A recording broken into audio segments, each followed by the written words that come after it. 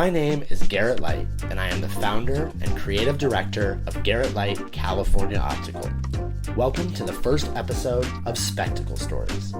Today, I am sitting down with my friend, Andrew Funke. Andrew is a vintage eyewear expert, collector, and reseller, as well as an ex-GLCO employee. I'm super excited to sit down with him and take a look at his personal vintage eyewear collection and discuss our shared passion.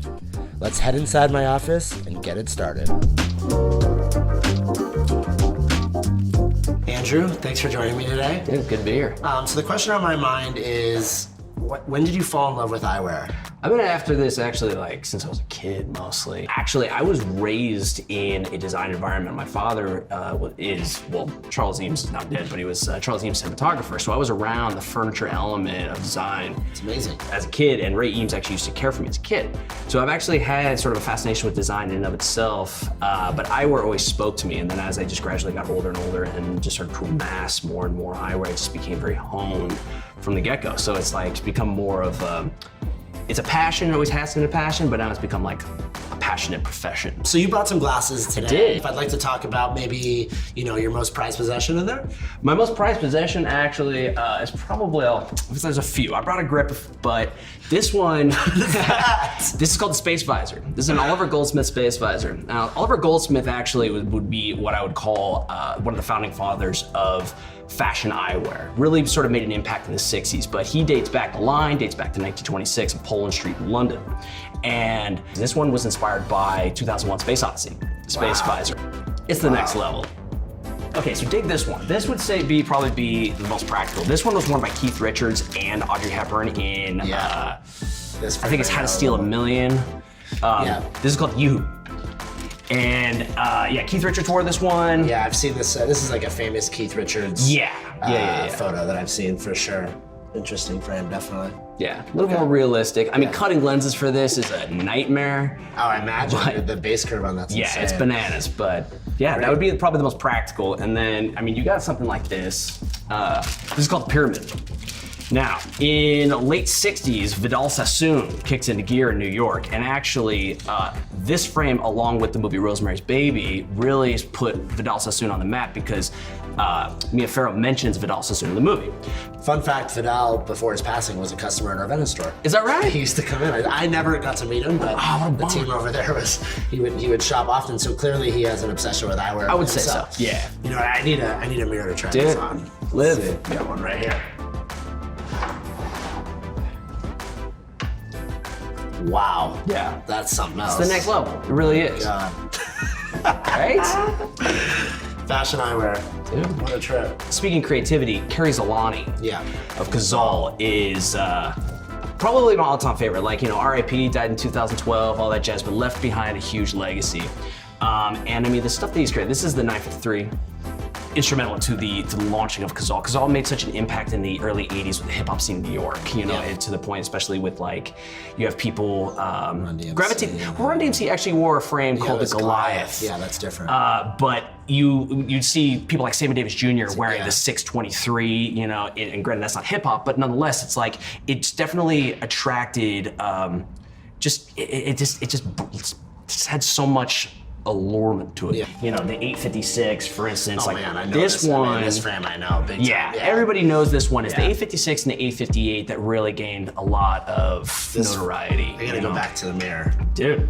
Because I love this. I actually love this frame. But then again, stuff like the 905, for instance, this is, I would call it more practical. Again, the 900 series. So the 953 versus the 905, you see a lot of similarities. How big is your collection? Your personal collection? My personal collection is probably up around 75. Like you mentioned Oliver Peoples, are you starting to? The Oliver Peoples aspect is stuff I wouldn't wear. You wouldn't wear it? I wouldn't wear it because it's mint condition, and not only that, it's just because it was, again, another revolution in eyewear when Oliver Peoples was being introduced, bringing back concepts of filigree and a bowl grip installment and drill mounted and the frameless. Is just prior to that, it was, the 80s, early 80s, late 70s, you have the Porsche stuff. For instance, the 5623, for instance, stuff like that prior to Oliver Goldsmith's inception was stuff like this, you know? Is this the one where it pops off? Yeah, it pops off and the lenses come, well, when it was released itself, it would come with 2 sets of lenses. If you died and came back as an eyewear, as a piece of eyewear. As a frame? Yeah, as a frame, what would it be? You know, actually, the American Optical F343. Okay. It's- What is that? I don't know Yeah. it. You brought it? Your Speedway. Oh, my Speedway. Your Speedway I'm is- so bad at, oh, so this is our Speedway. You make so many, and they're all so, Yeah. they're unique and they're badass. So it's like, yeah, I mean, imagine keeping them all rattling around your This head. is the small size. I like this small Yeah, size. with the redwood lens. Yeah, this is The thing fire. is, when I worked for This was you- from our very first collection. Very first. Speedway. One You of the didn't- first 4 frames, our first metal frame. You just spoke about filigree and some of these things that, you know, we do here at the company. And a lot of these designers consider and makes them so special when designing eyewear, these little things that are yes. not traditional. Well, that's the thing, is that also gives it your particular frame that level of individuality by Yeah. comparison, you know? But I mean, like, speaking of filigree, your Ashland, for instance, Yeah, of course, with is the temple, probably yeah. one of my most favorites, solely Cool. because, I mean, it speaks everything about, like, the, you know, old school You know, we tried, affectations. we tried to sneak a nipple into this too. Oh, is that right? Yeah. Adorable. Adorable. If you look, there's a little dot on the temple. Yeah! What does the future hold for your eyewear collection? Well, I got involved with an eyewear company, a small eyewear label out of New York called Cult Eyewear, and it's all vintage inspired stuff. So I'm trying to, and I did the Saratoga the recreation, the Brookline, and Amazing, I love that frame. I appreciate that, Yeah. and I'm hoping to breathe a lot of life in that, but I mean, I'm never gonna venture far from vintage. So, you know, the small company that I'm developing, Dead Eyes, is, you know, trying to hone in on eyewear, but iconic eyewear, story-based eyewear that's got, you know, a history to it. Do you have a motto or advice for anybody shopping modern or vintage eyewear? Just make sure it actually does something for you emotionally. If you actually love it, you may trust your optician, you're gonna trust the line, and you're gonna actually build a certain degree of loyalty. It's such a sensitive product that goes directly on your face. It's the only thing you can really see at all times and feel.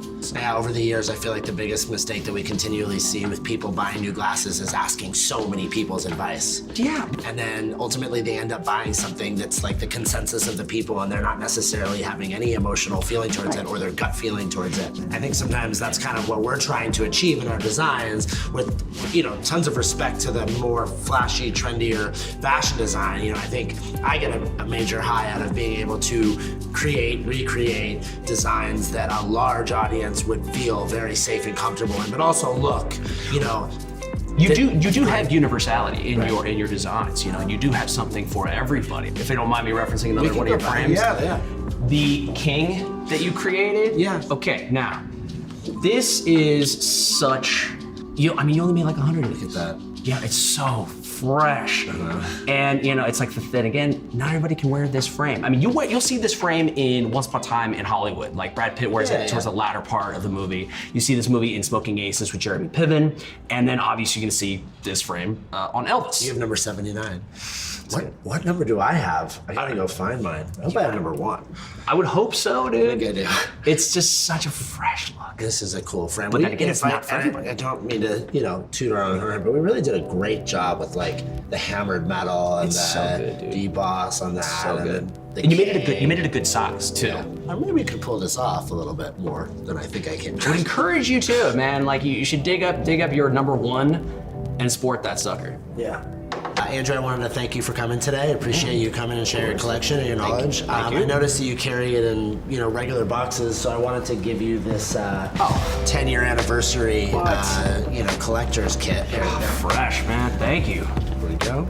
Thank you, Andrew, for joining me today. Thank you. It was honestly a pleasure, and Yeah, for the 100%. education on your collection. Yeah, and thanks. stay tuned for more spectacle stories.